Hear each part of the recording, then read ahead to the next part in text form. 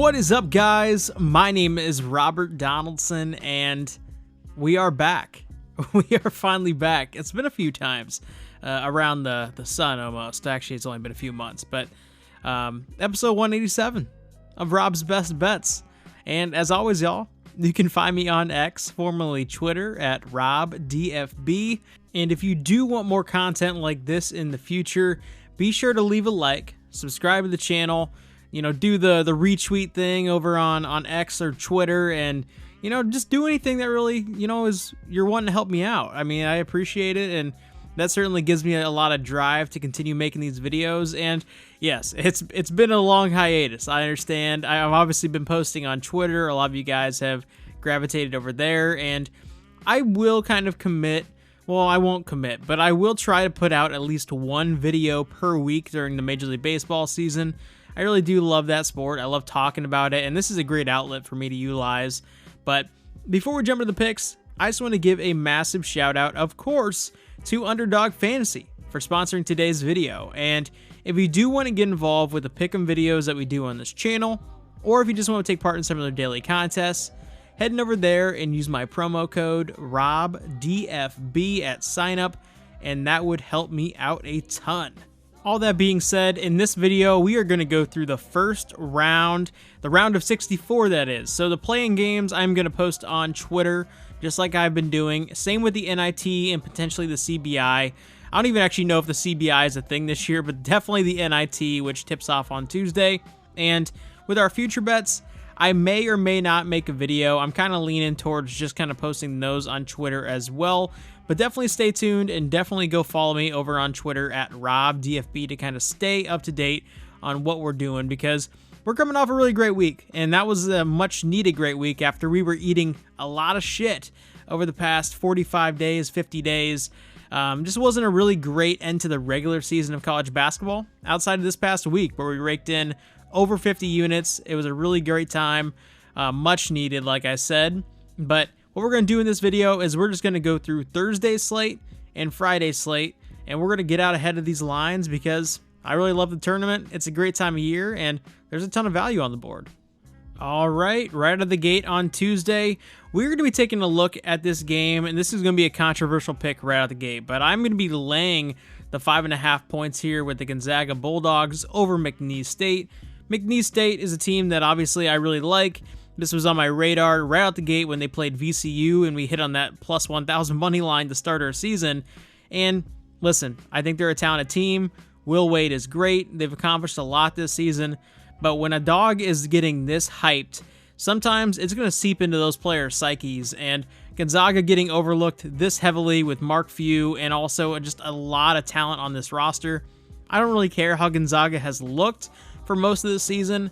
I know how they can kind of play, and when they went to Rupp and beat Kentucky, that was a great example. So let's lay the 5.5 points here with Gonzaga for 2 units for our first play of the day. And for pick number 2, we're going to be taking a look at a matchup between Duquesne and BYU, and this line has already kind of creeped up a little bit as Duquesne was initially getting around the 7.5 point line. Well, now it's at 9.5, depending on which books you guys have. And I think this has creeped into really great Duquesne territory because, yes, do I think Duquesne was overseeded at the 11 spot? Absolutely. They are far below a team like James Madison, and I would even say far below a team like McNeese State. But at the same time, they do still have a veteran head coach in Keith Dambrot, and they also do have a great point guard in Day-Day Grant, and just really good guard play in general. And when you're getting 9.5 points against a team like BYU that relies heavily on jump shots, and they're going to be on a neutral floor in an early game matchup, I think we're getting a ton of value here. So let's take Duquesne, getting the 9.5 points for 2 units, and for an extra half unit, let's sprinkle the money line here as well. For pick number 3, we are taking a look at a very, very fun matchup between Drake and Wazoo. And this is a game that I'm kind of kicking myself that I didn't bet earlier, just because I knew I was going to be on the side of Drake. I didn't realize that the line was going to switch this heavily this fast, but This is a time of year where I'm kind of willing to eat a little bit of juice because there are going to be buzzer beaters, there are going to be collapses, and you want as many points on your side as you can possibly muster. And so instead of laying the 1.5 and -2 that are out there, I did find a good money line spot at -126 for Drake, and I'm going to take that for 3 units for our third play of the day. Pick number 4, we are taking a look at a matchup between Oregon and South Carolina, and admittedly, I have been wrong on the South Carolina team left and right all season long.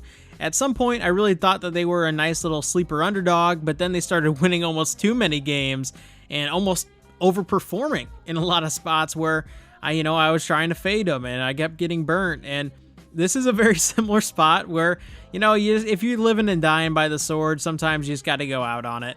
And so I'm going to take Oregon on the money line. Dana Altman in March is a real thing, and this Oregon Ducks team is playing really inspired. Really emotional win over Colorado in the Pac-12 championship game to steal a bid, and I think it's going to carry over here. So give me Oregon on the money line for 3 units for our 4th play of the day. Pick number 5, we are taking a look at a matchup between Akron and Creighton, and I think this is going to be a great game because Enrique Freeman down low for Akron is one of the best post players in this tournament, and he's going up against one of the best post defenders in Ryan Kalkbrenner for Creighton. And I'm sure a lot of you guys remember how great of a run Creighton had last season, going all the way to the Elite 8, and they really could have been in the Final Four. It was a controversial ending in that game and in the Elite 8, and they came up just short of potentially even a national championship berth. But at the same time, those expectations are lofty this season, and Akron is playing with absolutely nothing to lose in this spot. 12.5 points is far too many, and so I'm going to take those points for 3 units. But for an additional unit at plus 650, let's take a stab here with Akron. It's March. This is an upset I can see happening. Let's take advantage of it. Pick number 6, we are taking a look at a matchup between Arizona and Long Beach State. And obviously, Arizona is one of the teams that got last season, along with Purdue, but Princeton was a team that beat them last season. And in that first half, Arizona was actually in control. And Princeton was kind of shell-shocked, and Arizona, I think, got a little bit complacent, and Princeton was a great team. A great team. That's not a misspeak. And that's why we took Princeton on the money line last year against Arizona. And this year, I think Arizona is not going to let anything remotely close to that happen. Long Beach State has kind of been a mess with their head coaching situation as well. I mean, Dan Munson is currently fired as of this game and hasn't been rehired in any capacity other than just serving as the head coach of this game and potentially the rest of the tournament if they can win this game. But I don't think they're going to even be close into this game. And so let's lay the 20 points here with Arizona for 4 units for our 6th play of the day. All right, for our final play of the day, we are taking a look at a matchup between Michigan State and Mississippi State. And there's a lot of controversy surrounding this matchup because there's a lot of people out there that don't think Michigan State was worth putting in the tournament. And from a resume standpoint, I certainly understand those sentiments. And I even understand the further criticism of, well, at least if you're going to put them in the tournament, do not make them this highly seeded. Make them the play-in game. Make them an 11 seed. Make them a 10 seed. Well, that didn't happen. They got in straight up, and they are playing against Mississippi State. And listen, I think this Michigan State team is immensely talented.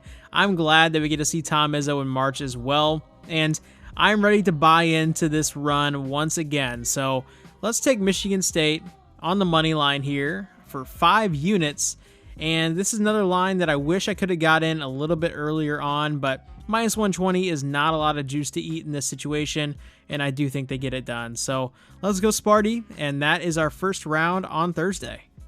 And that is going to do it for this video here, and there will be a part 2 that's going to be uploaded shortly as well, but because of the length of this video, we're going to cut part 1 right here, and part 2 will cover Friday's first round, and for futures, and also for the play-in game results and kind of their next round and the round of 64, wait for those picks on Twitter at RobDFB. That's how you're going to be able to follow along, and as always, y'all, I will see you in a future video.